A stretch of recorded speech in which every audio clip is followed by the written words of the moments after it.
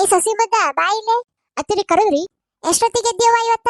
ಅತ್ತಿರಿ 6 ಗಂಟೆಗೆ ಎದ್ದೀವಿ. ಅಲ್ವಾ 6 ಗಂಟೆಗೆ ಎದ್ದು ನೀ ಎಲ್ಲಿಗೆ ಹೋಗುದೈತಿ ಹೇಳಿ ಇವತ್ತ? ನೀ ಅಷ್ಟ್ ಲಘು ಹೇಳೋದಕ್ಕ ನಿಮ್ಮ ಮಾವ ನನ್ನ ಮಕ್ಕೊಳಕ ಬಿಡವಲ್ಲ. ನೋಡ ಆಲ್ರೆಡಿ ನಿನ್ ಸಸಿ ಎದ್ದಾಳಂತೆ.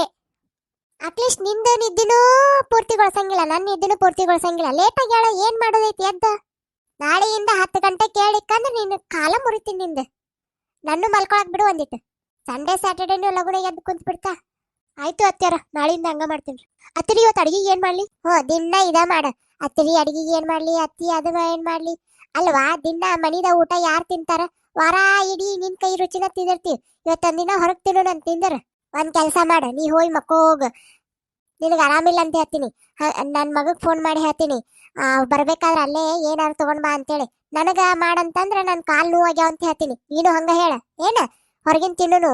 ಅಡ್ಗೆ ಮಾಡೋದು ಯಾಕೆ ಟೆನ್ಷನ್ ಮಾಡ್ಕೊಂಡು? ರವಿವಾರ ಶನಿವಾರನು ಅದನ್ನ ಬರೇ ಅದನ್ನ ಮಾಡು. ನಾನು ಸಸಿ ಮದ್ದ ಇವತ್ತ ನಮ್ ರಿಲೇಟಿವ್ ಬರಾಕತ್ತಾರ. ಅಂದ್ರ ನಿಮ್ ಚಿಕ್ಕಮ್ಮ ಮತ್ತೆ ನಿಮ್ ಅತ್ತಿ ಬರಾಕತ್ತಾರ.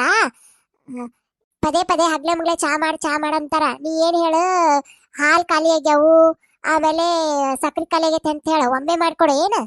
ಆಮೇಲೆ ಹೆಂಗಾರ ಮಾಡಿ ಲಗುನ ಅವ್ರ ಮನೆಯಿಂದ ಸಾಗಾಕದ್ ನೋಡು. ಇಲ್ಲ ಅಂದ್ರೆ ಎಲ್ಲಾ ಕೆಲ್ಸ ನಿನ್ಗ ಹಸ್ತಾರ ನೋಡು, ಬರೀ ಕೆಲ್ಸ ಹಸ್ತಾರ. ಆಯ್ತು ಅತ್ತೆ, ಹಂಗ ಮಾಡ್ತೀನಿ.